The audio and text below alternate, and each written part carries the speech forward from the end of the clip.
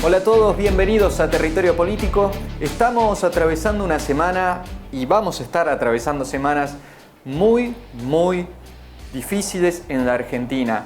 Este miércoles, la Auditoría General de la Nación decidió dar a conocer un video que la vicepresidenta Cristina Fernández tuiteó para que la gente lo vea y se entere de lo que significó un informe de 200 páginas que en las próximas semanas se va a estar difundiendo. Un informe lapidario, realmente tajante, que creó, aprobó y terminó sentenciando lo que fue una toma irregular, por donde se lo mire, de un empréstito que fue tomado con el Fondo Monetario Internacional. Un informe que fue aprobado esta semana, estamos hablando del año 2023, y que fue dado a conocer a través de un video que resumió sus principales cuestiones. Lo pueden encontrar por cualquier lado, a través de internet están circulando ya las formas para verlo. Y realmente a uno le pone la piel de gallina, le hace sentir mal, porque las irregularidades con las que se tomó esta deuda muestra la impunidad con la que se puede llegar a actuar desde el gobierno, desde el Estado. Ahora, la pregunta es, ¿no llegaron un poquito tarde para presentar este informe? 6 años pasaron de la toma del empréstito con el Fondo Monetario Internacional.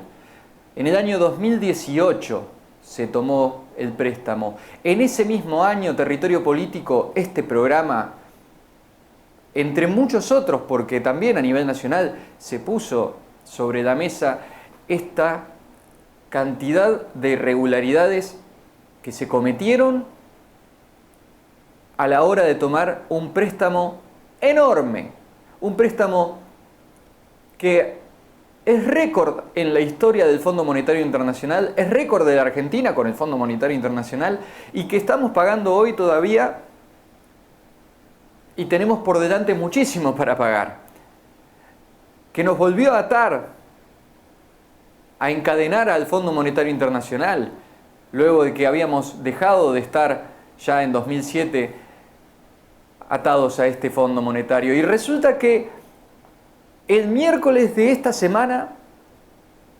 la Auditoría General de la Nación se decidió finalmente a aprobar el informe y darlo a conocer, que todavía no lo digo a conocer porque son 200 páginas que en las próximas semanas van a darse a conocer.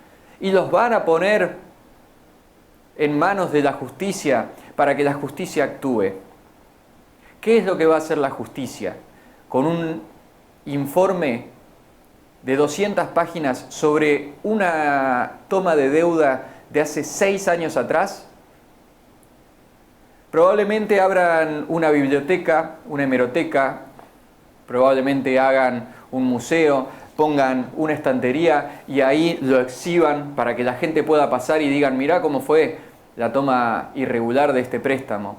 Pero para que todos sepan, este préstamo que fue tomado irregularmente en aquel entonces, a pesar de las personas, de los periodistas, de los políticos, de aquellos referentes que también dijeron que estaba mal tomado, que no podía pasar esto, y que se hizo caso omiso a todas esas a esos cuestionamientos y esas críticas, luego de todo eso terminaron aprobándolo, reformándolo, haciendo un nuevo acuerdo con Guzmán cuando estaban en plena pandemia, en momento de fragilidad económica a nivel mundial. Decidieron refinanciarlo, que nos vuelvan a dar otro préstamo para poder pagar el préstamo anterior, y a través del Congreso firmaron y sellaron todo lo que había sido tomado de forma irregular. Terminó siendo validado por el Congreso de la Nación, Congreso en el cual todos los espacios políticos estuvieron presentes, votando y acompañando este sellado de algo que hoy, esta semana, se está poniendo en cuestión. Y la vicepresidenta, que está ahora negando que va a ser candidata, pero que está en una especie de campaña, que todo el arco político está en campaña, en este momento, 6 años después, se pone en cuestionamiento y se da a conocer verdaderamente las irregularidades que en aquel entonces ya se podían haber visto, porque, seamos honestos, lo firmó aquel que no tenía que firmarlo. Duhovne no tenía nada que ver, no tenía la autoridad como para firmarlo. Tanta cantidad de irregularidades que se estaban haciendo, no hubo una auditoría previa para poder saber si estábamos en condiciones de pagarlo. Tantas cosas que se saltearon. No hubo un decreto presidencial, no pasó por el Congreso. Nada de lo que tenía que hacerse se hizo y aún así el préstamo se tomó. Se avisó, se criticó, se cuestionó. Pasó el gobierno de Macri, entró el gobierno de Alberto y nada de todo eso que se cuestionó se tuvo en cuenta.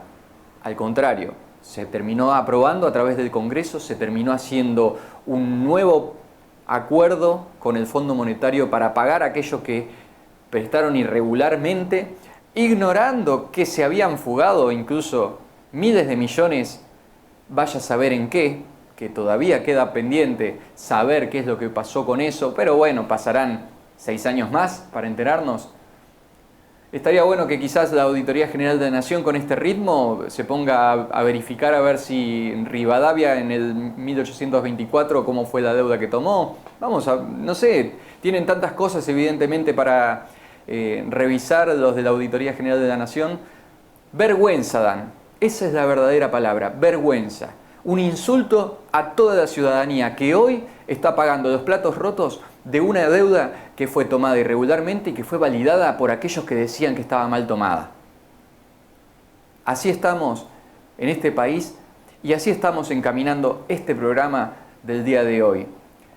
Territorio Político arranca, les damos la bienvenida, estamos a través del canal de la AET, estamos también a través de nuestras redes sociales de YouTube, estamos en los canales asociados, nos pueden ver por donde ustedes quieran, porque este es un espacio para los entrerrianos, es un espacio dedicado a que nosotros tomemos la voz como provincia y empecemos a reflexionar juntos, pensar un futuro mejor a través de la palabra, a través del razonamiento, a través de pensar juntos. Y en el día de hoy vamos a desarrollar este recorrido de 2 bloques que vienen por delante con invitados que hablarán acerca de la cuestión agropecuaria. En primer término estará Juan Diego Echevere, que es el director de la Sociedad Rural de Entre Ríos y que va a estar hablando acerca de la situación atravesada por la sequía en el campo. Y finalmente estará con nosotros el diputado provincial Nicolás Matiauda, con quien hablaremos acerca de la ley de fitosanitarios, una cuenta pendiente de nuestra provincia. Arranquemos, bienvenidos a Territorio Político.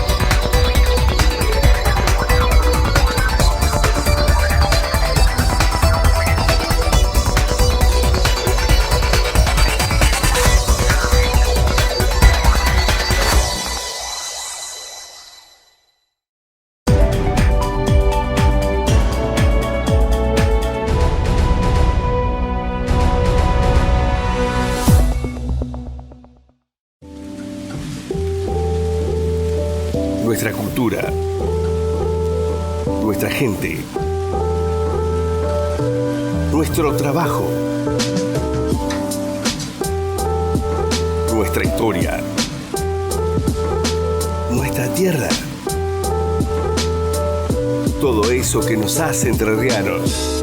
Canal AET, de la Asociación Entrerriana de Telecomunicaciones. el canal entrerriano, donde está nuestra televisión.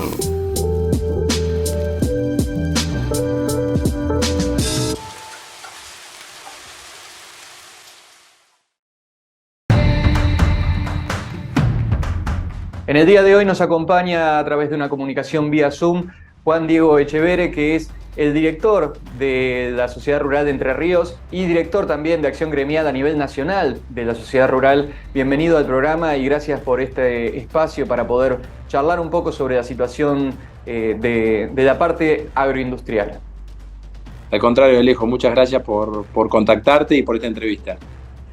Venimos de crisis en crisis, de sequía en sequía, de cuestiones económicas que han, creo que, desestabilizado a cualquiera de los rubros que hay en Argentina.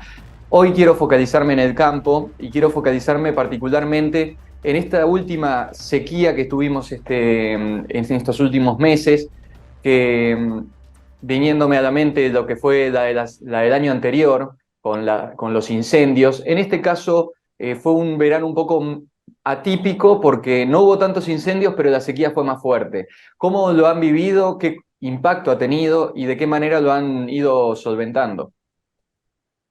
Bueno, el sector agropecuario viene de una emergencia agropecuaria muy fuerte, la más fuerte en los últimos 100 años en nuestra provincia, que ha devastado prácticamente todas las actividades productivas y cultivos en Entre Ríos. Pero no ha sido solamente este año, como bien decís vos, es el tercer año consecutivo que los productores entrerrianos vemos que digamos, esta anomalía climática nos golpea y muy fuerte, con sequías que se han venido pronunciando años anteriores, pero sin lugar a dudas, esta última sequía fue la que terminó al productor colocando en una situación de mucha angustia, ¿no es cierto?, desde el punto de vista productivo. Pero también mencionar que lo que más nos está golpeando a los productores no es solamente la adversidad climática que estamos acostumbrados, sino la adversidad política, porque entendemos que lo que nos saca de la cancha hoy en día los productores agropecuarios a nivel nacional y fundamentalmente a nivel provincial son las políticas públicas que realmente nos están esquilmando y nos dejan casi a la vera del precipicio.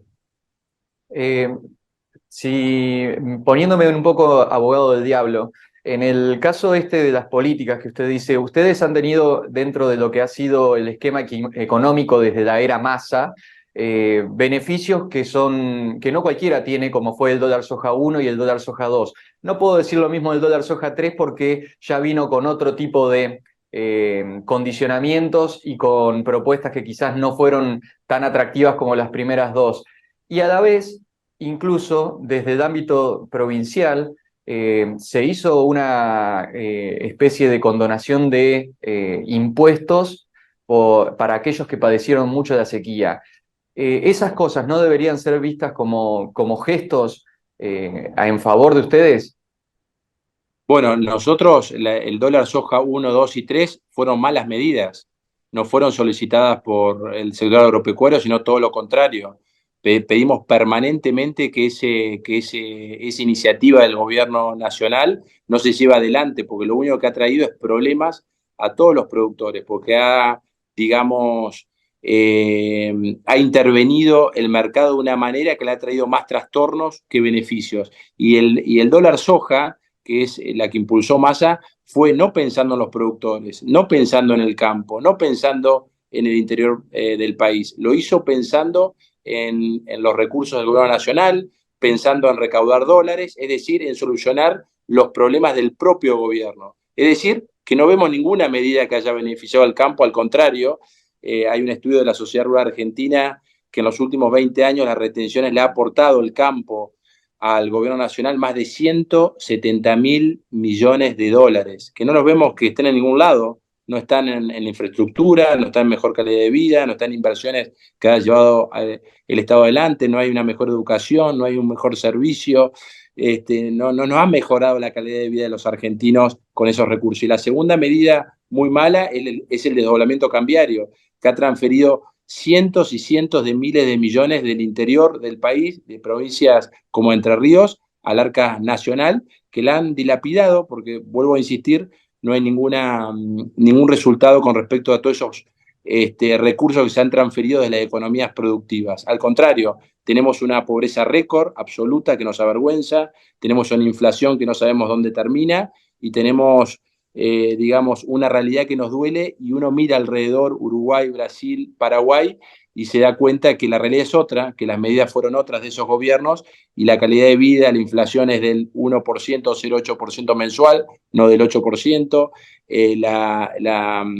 pobreza es del 4 o 5% y acá llega al 40% y por ahí más, en el caso de los niños, y vemos que hay un cerramiento de los mercados en el caso de Argentina y no así de los países de la región. Y con respecto al gobierno provincial, nosotros en los últimos 6 años no hemos podido dialogar con el gobierno, solamente el diálogo se ha abierto a partir de esta situación totalmente de anomalía que es la emergencia agropecuaria y venimos de sostener los productores la mayor presión fiscal del país. La mayor presión fiscal del país se vive en Entre Ríos. A raíz de eso fue que pedimos a algunos provinciales que en esta situación tan difícil que atraviesa el sector, de alguna manera de un gesto. Y ese gesto vino por la instrumentación de una ley que buscó, sí, condonar cuando hay 2 emergencias consecutivas una parte del impuesto. Y entendemos que eso en alguna medida busca morigerar los efectos negativos, pero todavía no se pudo avanzar en toda la situación de créditos que necesita el productor, la refinanciación y también que el gobierno provincial hable con suma claridad de cuáles son las políticas nacionales que tiene que haber y que no hay hoy en día, ¿no? Hoy, para tratar de ir en orden en las cuestiones, vamos a dólar soja, que usted mencionaba que fue contrario. ¿Qué efecto secundario, qué efecto contrario fue el que generó el dólar soja que usted dice? Que fue un adelantamiento sí, un adelantamiento de exportaciones, pero que finalmente también en el dólar soja 1 y 2 los productores o aquellos que tenían la posibilidad de incorporar este dólar soja participaron, es decir, se terminó juntando lo que se esperaba de parte del Estado. Es decir, que si bien era mala, como usted dice, terminó el campo acompañando esas iniciativas. No, no, nosotros fuimos muy claros. Desde la sociedad rural siempre dijimos que era una mala medida, que era una medida intervencionista, que solamente pensaba en el gobierno, en sus problemas de déficit fiscal, que en vez de solucionar el déficit fiscal trataba de hacerse de recursos de una manera negativa. ¿Y Claro, qué pero eso es pasaba una con el cuestión de productor? administración de parte del Estado. La cuestión Sí, de ustedes, que hablo nos, acerca de los productores, es que pero terminaron usándolo. Si no estaban de acuerdo, ¿por qué vender? no, a ver, en definitiva, vuelvo a insistir, no todo el campo es soja. ¿Qué pasó con el productor de maíz? ¿Qué pasó con el productor de trigo? ¿Qué pasó con el productor citrícola? ¿Qué pasó con el de los huevos? ¿Qué pasó con el lechero? ¿Qué pasó con el filotero? ¿Qué pasó con el ganadero? A todos ellos les trajo un problema, porque la materia prima de la soja es producir balanceados. Entonces puso en quebranto a toda la lechería, puso en quebranto a los cerdos, puso en quebranto a las cadenas avícolas, puso en quebranto a la ganadería y Claro, también generó una generó desigualdad dentro del ámbito de la producción. totalmente, totalmente. Y los productores que tenían, digamos, los productores no tenían la soja ya había sido vendida a los exportadores. Es decir, que el negocio fue para los exportadores y no para los productores. A los productores no les trajo un beneficio en su gran medida. Puede haber sido a los más grandes y en muy chiquita medida, pero la mayoría no los benefició. Benefició a aquellos exportadores que ya habían concentrado el volumen de la soja y bueno, hicieron una diferencia gracias al gobierno, ¿no? Y el dólar soja 3 que ya incorporaba el dólar agro, que sería un poquito más amplio gracias a iniciativa de Bailo, que nos representa como entrerrianos ahí en el Sí, ministerio. todas malas medidas para el campo, porque son medidas intervencionistas. Nosotros lo que necesitamos es una unificación del tipo de cambio, como lo tiene Uruguay, como lo tiene Brasil, como lo tiene, a ver, Brasil con Lula, ¿no es cierto? No estamos viendo una cuestión ideológica, como lo tiene Paraguay, como lo tiene Uruguay, acabo de decir, tiene un mismo tipo de cambio, una moneda que se puede incorporar, también que se puede exportar sin tener permanentemente intervención en los mercados. Quiere decir que el productor de los países de la región puede exportar libremente, cosa que en la Argentina no sucede. Entonces, nos estamos acostumbrando a una presión fiscal récord. La Argentina, el productor agropecuario, soporta la presión fiscal más alta del mundo con un desdoblamiento cambiario también, y entendemos que esos parches o esas pequeñas medidas son ventajas, no son ventajas para nadie. Son pequeñas medidas que buscan de alguna manera morigerar el error de las políticas públicas y nos está empobreciendo a todos. No veo ningún productor de la Argentina o no veo el interior del país o no veo la actividad económica rebosante ni yendo para adelante porque realmente estamos todos empantanados en una economía que va para atrás, ¿no es cierto? Sí, sí. Y yendo a la segunda parte que tiene que ver con el ámbito provincial, esta condonación de deuda, que como bien dijo usted, fue iniciativa unilateral, la tomó el gobierno provincial sin haber dialogado con ustedes, es decir, capaz los beneficia, pero capaz no es lo que ustedes esperaban, capaz pretendían otra cosa. Eh, y a la vez también se hizo una postergación del pago de ingresos brutos o del impuesto inmobiliario rural, no me acuerdo cuál de los dos era, para el sector, justamente tratando de ayudar o acompañar esta problemática de la sequía. ¿Cree usted que hay posibilidad de abrir los canales de diálogo para poder ampliar esos No, beneficios? sí, sí, a ver, no, nosotros creemos en el diálogo, creemos que a través del diálogo se encuentran las soluciones. Fue así que por eso a fin de diciembre concurrimos a todas las convocatorias que hizo el gobierno cuando estábamos en plena emergencia y de la rural arrimamos varias propuestas y una de las propuestas fue esta, la exhibición de impuestos, ¿no es cierto? Que entendíamos que ya no era hora de prorrogar impuestos, sino que eximir y bueno, y cuando hay ahora dos emergencias consecutivas se exime una parte del impuesto inmobiliario, entendemos que esa es una buena medida, que alcanza a un sector de los productores, no a todos, a un sector, y después sobre el impuesto, sobre aquellos productores, digamos, que vengan, que estén en emergencia, tiene una prórroga hacia el 2024. Entendemos que las dos cosas fueron buenas, ¿no es cierto? Fueron positivas. Entendemos que no alcanza, que hay que seguir, digamos, trabajando en forma conjunta y uno de los compromisos que había asumido el gobierno es de alguna manera buscar refinanciar los pasivos, que son muy fuertes de los productores agropecuarios, y tender líneas de créditos blandas. Entendemos que eso fue lo que faltó y lo que aún está restando, ¿no es cierto?, por parte del gobierno provincial en conjunto con el gobierno nacional. Pero bueno, nosotros la vocación de ahora la tenemos, de trabajar en conjunto lo tenemos, pero hay que profundizar y hacer, digamos, efectivas las medidas que se hablaron en su momento. En el tema de, usted hablaba acerca de las desigualdades que el dólar soja generó, por ejemplo, dentro de el ámbito de la producción. Distintas producciones, cada una tenía problemas porque solamente una fue privilegiada con ese dólar soja. Cuando se hacen estas exenciones impositivas para beneficiar o para tratar de acompañar y ayudar al campo, ¿no resulta injusto también con otros sectores de la sociedad que no cuentan con ese poder de espalda frente al Estado? Yo, por decir una cosa, durante la pandemia estábamos todos encerrados sin poder trabajar y seguíamos pagando todos el impuesto del TGI, el impuesto provincial de inmobiliario, todos los impuestos se tuvieron que seguir pagando. Es decir, es como que como el campo tiene espalda, puede traccionar en eso y resulta quizás injusto que los otros sectores no puedan. ¿No sienten que ahí están teniendo cierto beneficio de parte del campo? Es De que parte del nosotros gobierno con entendemos el que campo, quiero decir.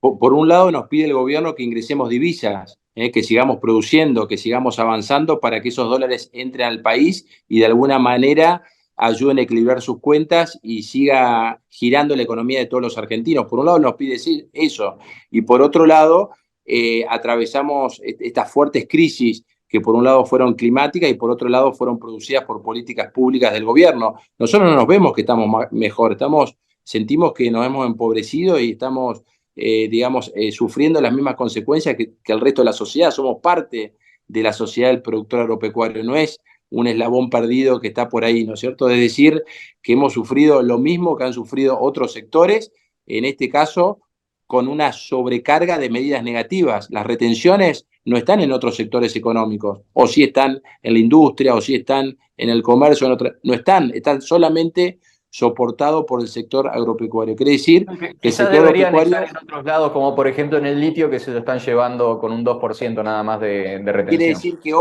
hoy el sector agropecuario está siendo, digamos, discriminado con respecto a otros sectores económicos porque debe soportar más presión fiscal, más carga y más regulaciones que el resto de los sectores económicos. Esa es la realidad. ¿Qué entendemos? Ojalá nosotros no pudiéramos tener la cantidad de intervenciones o medidas negativas para poder soportar solos las inclemencias climáticas que hemos tenido. La realidad es que nosotros tendríamos que tener la espalda suficiente para poder soportar estas anomalías. No la tenemos, no la tenemos porque justamente el gobierno ya no fue sacando recursos y por eso te hice mención a los 170.000 millones de dólares que nos fue extrayendo a través de retenciones por encima del resto de los sectores económicos. Eso es muy importante. Estas visitas que está haciendo, estuvo en Salta, me comentaba fuera del aire, y están por hacer una especie de gran acuerdo para presentar un proyecto. Cuéntenos un poquito de eso. Nosotros a nivel provincial entendemos que tenemos una provincia muy rica, con muchas potencialidades y de alguna manera todas las instituciones enterrenas tenemos que concentrarnos, generar una agenda en común para presentar a los próximos precandidatos a gobernador. Por eso desde la Rural estamos trabajando en encuentros que hace 2 meses arrancamos en Concordia con 14 instituciones representativas de todos los sectores económicos de la provincia. Hace un mes atrás. Es provincial entonces la propuesta que están preparando. Esta iniciativa es provincial. Hace un mes fue en Gualeguaychú con la convocatoria a 24 instituciones representativas del centro y del sur. Y en el día de mañana va a ser en Crespo una convocatoria que seguramente va a alcanzar a más de 40 instituciones de esta región para terminar el 30 de junio en el Centro de Convenciones de Paraná, junto a todos los precandidatos al gobernador, con una agenda que nos contenga todos los sectores económicos y que entendemos que deberían tomar los próximos gobiernos. Acá o nos salvamos todos o no se salva nadie. Ese es un poco el leitmotiv de todos estos encuentros y queremos generar una agenda que esté consensuada por todos los sectores y que esa agenda sea tomada por el próximo gobierno de la provincia de Entre Ríos, justamente para generar más inversión, más trabajo y mejor calidad de vida para todos los entrerrianos. Bien, agrego una extra entonces para saber un poco del nivel nacional, ¿cómo está el sector a nivel nacional? Es decir, lo que usted está palpando en estas reuniones que están teniendo, como la que mencioné en Salta.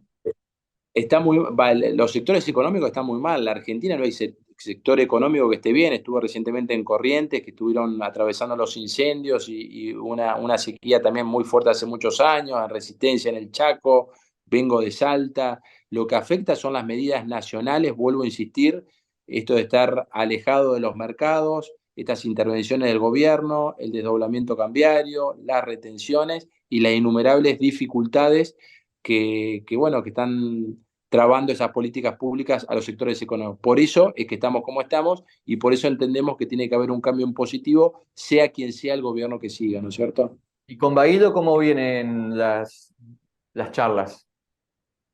Bueno, es una expresión de las políticas que hay que cambiar. Vuelvo a insistir, por más buena voluntad que haya tenido el secretario Bailo, no se ha modificado la macro sobre lo que estuvimos hablando recién. La macro sigue igual. Lo que se ha tratado de generar es más gestión, más interacción, pero sin cambiar la realidad. Y entendemos que la realidad hay que cambiar el fondo de la cuestión, no el maquillaje, porque los uruguayos al lado de Gualeguaychú, al lado de Concordia, con el sur de Uruguay uno se cruza y tiene un poder adquisitivo distinto, una calidad de vida distinta, inversiones distintas, y eso se nota. ¿Y por qué esa diferencia? ¿Por qué tenemos que ser distintos a lo que sucede en nuestro barrio? Eso es lo que nosotros cuestionamos y me parece que la política en general, sin entrar en detalle, debería tomar. Tienen monedas fuertes, tienen libre mercado, no graban un sector más que otro y posibilitan que a través del trabajo y de la iniciativa privada puedan mejorar sus vidas. Y eso es lo que queremos nosotros, o por lo menos lo que proponemos. Juan Diego Echeverre, director de la Sociedad Rural de Entre Ríos, muchas gracias por haber estado con nosotros. Al contrario, gracias a vos.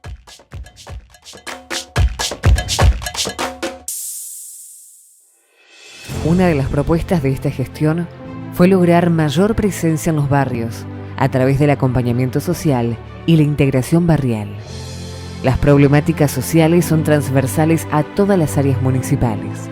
El trabajo en conjunto con desarrollo social, juventud y deporte, cultura y obras públicas fue una constante durante todo este año.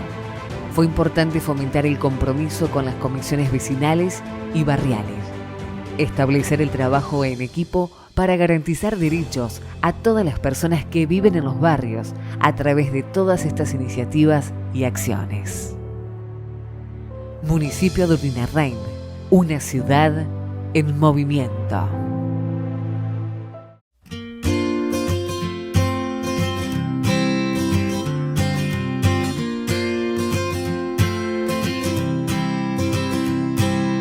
La obra tiene una extensión total de 2.100 metros que van desde la Rotonda Artigas hasta Avenida 2 de Abril. Está íntegramente realizada por la cooperativa de trabajo local Los Mellis. Todas las baldosas y cordonetas que integran el paseo fueron producidas por la fábrica municipal cooperativa FAMUCO. Cuenta con más de 320 luminarias LED a lo largo de toda la plataforma peatonal para abastecer al paseo de electricidad sustentable. La obra cuenta con bicisendas laterales, un entramado de carriles exclusivos para el resguardo del resto del tránsito vehicular. En todo el recorrido hay bancos de descanso, ofreciendo asiento, favoreciendo la sociabilidad y el encuentro. Nuevos juegos deportivos para realizar ejercicio al aire libre, fomentar una vida más saludable y más activa. A lo largo de todo el trayecto de la obra, se buscó respetar el cuidado de la flora nativa. Los ceibos del paseo son originales de nuestra ciudad. En Gualeguaychú, la accesibilidad es un derecho. Por eso este paseo cuenta en su totalidad con veredas con rampas de acceso para un mejor desplazamiento. Gualeguaychú, la ciudad, sos vos. Architect diseña ideas, concreta proyectos y ejecuta obras. Architect, solidez, confianza y trayectoria para lograr que los grandes y pequeños sueños sean realidad.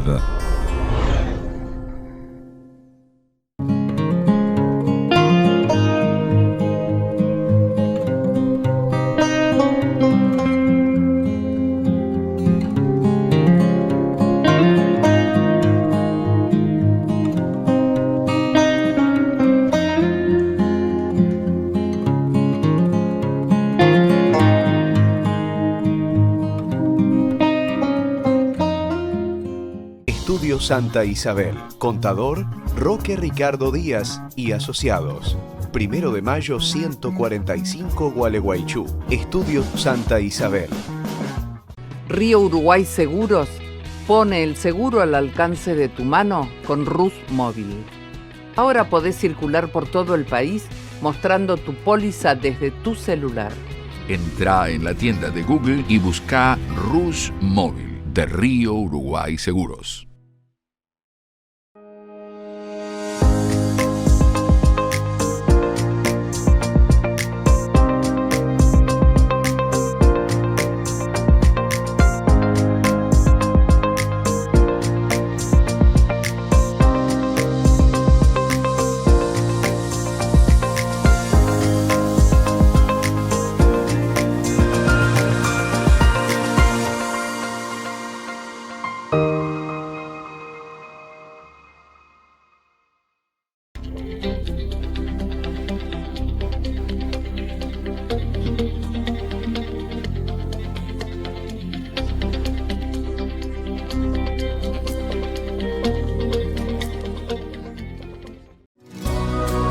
Fundación de Mujeres Golpeadas de Concepción del Uruguay, Entre Ríos. Si sufrís violencia de género, si necesitas ayuda, llámanos. Ponete en contacto con nosotros y te ayudaremos. Estaremos para contenerte, ayudarte y darte una mano. Es un mensaje de Amelia Sosa, presidenta y fundadora. Teléfono 03442 45 74 78. Fundación de Mujeres Golpeadas de Concepción del Uruguay, Entre Ríos. Tenemos nuestra página de Facebook, Ayuda a Mujeres Golpeadas de Concepción del Uruguay, Entre Ríos. También en Instagram nos podés encontrar.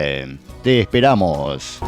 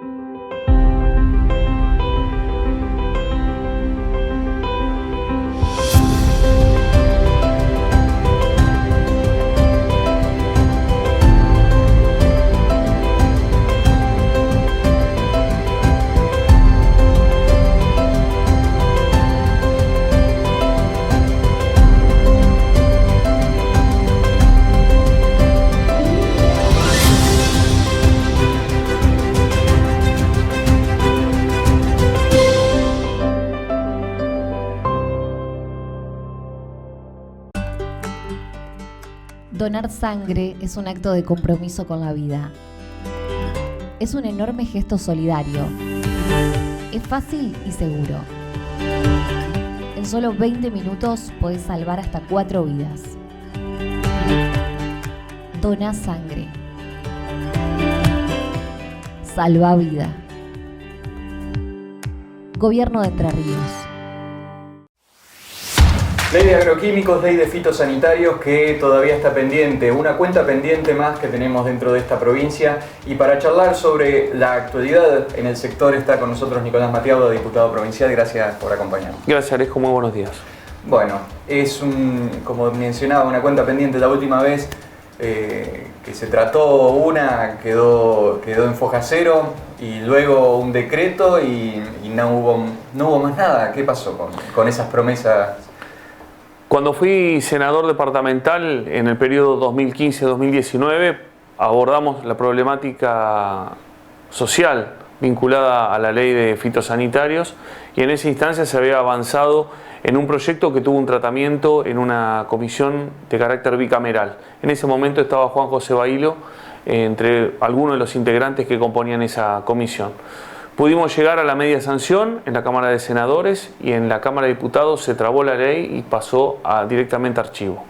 Por lo tanto, las organizaciones sociales que reclamaban en contra de una ley de agroquímicos, lo que han planteado fue un recurso judicial que tuvo llegada incluso primero al Superior Tribunal de Justicia de la provincia, el cual obligó al gobernador a tener que sacar un decreto reglamentario por un periodo de tiempo hasta que se resuelva la cuestión de fondo, y esa instancia siguió en escalada y llegó a la Corte Suprema. Cuando llegó a la Corte Suprema de la Nación, la Corte Suprema lo devolvió a la provincia e instó a la legislatura a que le dé tratamiento a un proyecto que finalmente termine en una ley.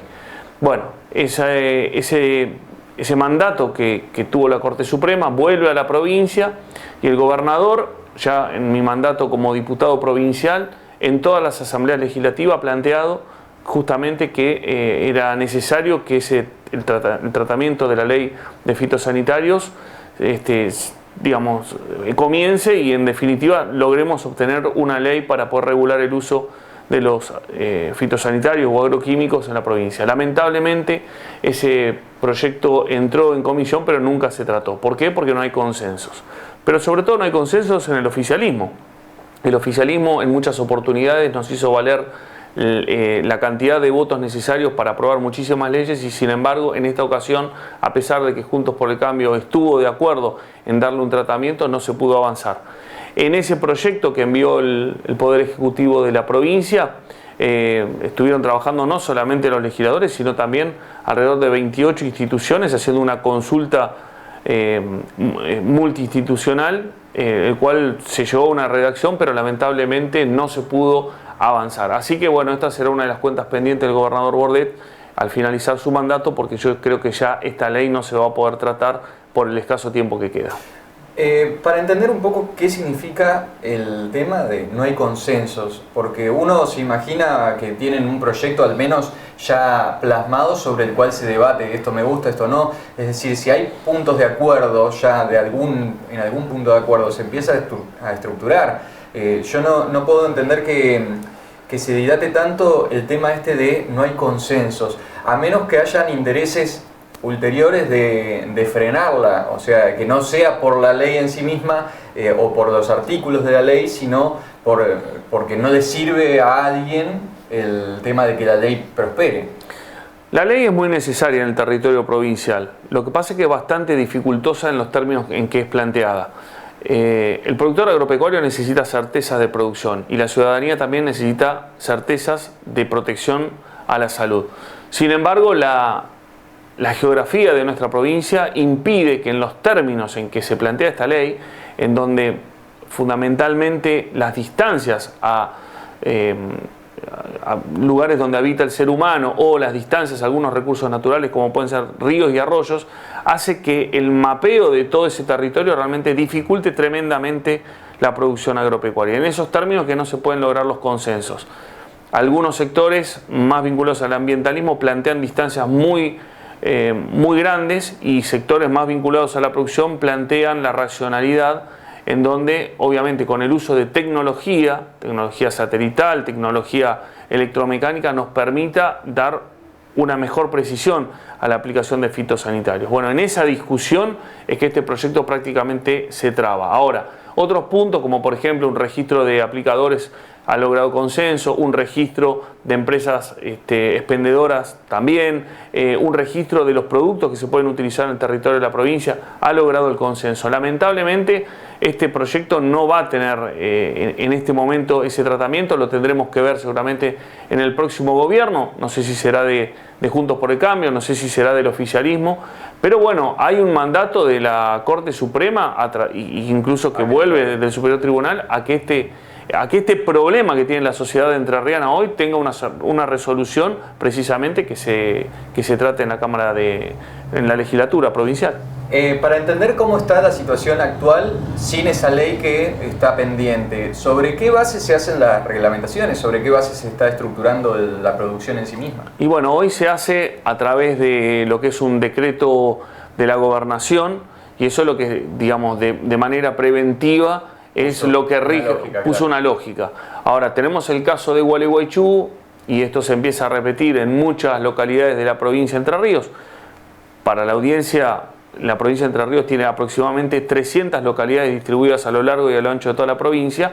Indudablemente los ejidos municipales, algunos son muy extensos y abordan también zonas rurales, por lo tanto condicionan la explotación agropecuaria. Agropecuaria quiere decir, puede ser o vinculada a la crianza de animales o también puede ser a la explotación agrícola, ¿no? Eso condiciona el desarrollo de las actividades de forma normal. Nosotros lo que hemos planteado, y el otro día en el debate, en la última sesión que tuvimos en la Cámara de Diputados, hemos planteado, ¿no? El gobierno provincial ha hecho algunas acciones vinculadas al cuidado del medio ambiente. Hemos declarado varias áreas naturales en donde se preserva el ambiente original, su fauna, su flora. Pero nosotros la crítica que hacemos es justamente plantear de que un mosaico de declaraciones de áreas naturales no resuelve la problemática general del ambiente, y para eso nosotros lo que hemos planteado es la necesidad de abordar la problemática ambiental desde un punto de vista general. Una, la ley de fitosanitarios resuelve el problema a los productores agropecuarios y a los vecinos de nuestra provincia. Otra, una ley de humedales, para que también la ley de humedales tenga una mirada provincial, no que sea tan restrictiva como la nacional. Los recursos naturales son de las provincias, por lo tanto nosotros tenemos que cuidar no solamente el recurso natural, sino también el aspecto socioeconómico de estas áreas. Y estos son temas que nosotros creemos que hay que debatirlos desde la integralidad y no desde acciones aisladas que no resuelven el problema, que son muy románticos para la enunciación desde el punto de vista político, pero que en definitiva son expresiones muy chiquitas, ¿no? La última declaración fue apenas un área de 76 hectáreas en el departamento San Salvador, y bueno, es realmente un área muy reducida, que es una muestra prácticamente de lo que puede ser el ambiente original. Pero bueno, en términos generales... Una burbuja de ambiente reservado que no llega a cumplir ningún tipo de expectativa, salvo un lugar bonito turístico que queda. Puede ser así interpretado, digamos, tiene alguna connotación también en la disminución de los impuestos para ese predio afectado, pero no resuelve la problemática, y creo que hoy los entrerrianos están pidiendo explicaciones. Quizás hoy en día el tema del ambiente está con posiciones muy extremistas, al punto tal de que hasta ven al ser humano como el enemigo público de la naturaleza, siendo que el ser humano es parte de la naturaleza en sí misma. Ahí es donde los puntos de consenso que mencionaba usted al principio, entiendo que se vuelve un poco difícil, pero la lógica productiva, la lógica económica que tiene que manejar también los destinos de la provincia y del país, e incluso la supervivencia de la especie humana, requiere que esas tendencias ambientalistas también se pongan vamos a sentarnos a debatir hasta dónde se puede y hasta dónde no. Me parece que nos está faltando esa altura de los debates. Y bueno, cuando uno se pone a escuchar las palabras de los políticos en general, uno pierde la esperanza de que ese debate se pueda conquistar. Es que la lógica ambiental no solamente tiene que considerar la protección del ambiente con una lógica económica, sino también una lógica social. Y acá creo que es donde está fallando el ambientalismo. Nosotros no podemos tener retrocesos en algunos aspectos.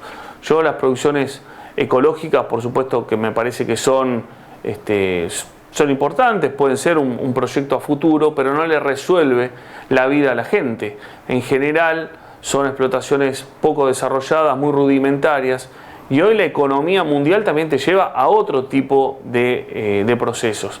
La agricultura y la ganadería es una explotación en donde en escalas muy chicas son de subsistencia y en general están fuera del circuito económico generador de riqueza. Y entonces tenemos dos miradas: o apoyamos el ambientalismo con la expulsión de la gente de los centros, de las áreas rurales, a engrosar los cinturones periurbanos de las ciudades, caso por ejemplo Concordia. Concordia es realmente la capital de la pobreza, es la ciudad más pobre que hay en la Argentina, y eso es producto de la finalización de obras grandes, como fue la obra de Salto Grande, pero también mucho el éxodo rural a partir de quintas que han dejado de ser productivas. Me refiero a los citrus, me refiero al arándano, me refiero a explotaciones agrícolas ganaderas que por subdivisiones se fueron achicando y que terminan con la unidad económica. Y la unidad económica hay que entenderla como la unidad mínima que tiene que tener una familia para poder subsistir. Y eso genera toda una migración a las grandes ciudades, en donde terminan en general en cuestiones de necesidad asistencial por parte del Estado, pero que no generan ningún tipo de riqueza. Por eso tenemos que tener un poco el equilibrio de esa mirada estrictamente ambiental para que pueda convivir con el desarrollo familiar, social y económico en la provincia. Última pregunta que viene a colación de todo esto. ¿No hay capaz un interés a nivel global con la Agenda 2030 y toda esta cuestión de lograr energías sustentables o alimentaciones donde te proponen hasta comer grillos para poder subsistir en vez de andar matando vacas? Voy a decirlo así en crudo para que sea más práctico para comprender, pero están tratando de reemplazar un sistema productivo que tenemos actualmente, que ha tenido avances tecnológicos, que ha permitido la subsistencia humana hasta el día de hoy, para las cantidades de seres humanos que hoy en día hay en el mundo, y las están tratando de reemplazar con ideas ambientales que terminan siendo con producción orgánica, que en lo discursivo y capaz en lo práctico también es mucho más sano o saludable, pero cuando se pone a uno a pensar, a medir si eso es viable para que reemplace la cantidad de producción y la posibilidad de alimentación de toda esa población que con las tecnologías se estaba haciendo, me parece que ahí están quedando en desnivel y estamos yendo forzosamente hacia una agenda que va en contra directamente de la subsistencia. Yo digo, si hay riqueza, cuando se genera riqueza existe la posibilidad de la inversión, y acá hablo inversión en tecnología del pensamiento. En el transcurso de estos últimos 100 años ha habido una gran evolución de los sistemas naturales generadores de materia prima, que depende de donde la visión de este caso del productor agropecuario se plante, es generador de riqueza o no. Hoy ya hablar del sector rural, por poner el tema ambiental estrictamente en el campo, es generador de materia prima, es un error. Digamos, hoy a partir del producto de la soja, del maíz, del sorgo, del maíz, se generan otros derivados. Por ejemplo, el desarrollo de la metalmecánica. En sembradoras somos punta en el mundo. Biodiesel. La producción de energía alternativa, por ejemplo, el biodiesel. Tenemos la posibilidad de generar, de fortalecer la agroindustria. También le agregamos valor a la producción original. La tecnología del pensamiento, lo que son los software vinculados a la agricultura y a la ganadería, han sido fabulosos. Sistemas de riego automatizados. Sistemas de riego. Hoy todo eso, digamos, no lo podemos ver más ya como el producto final de la agricultura es el grano. No, todo lo que se deriva, el transporte, la logística, servicios conexos.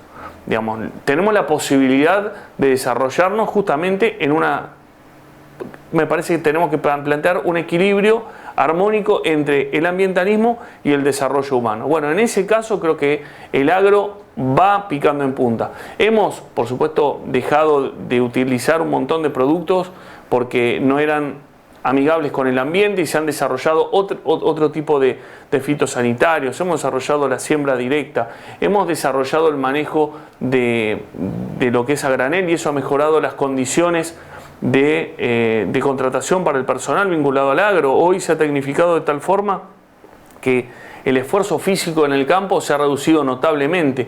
Bueno, todas esas cosas han sido, me parece, que a favor de la sociedad.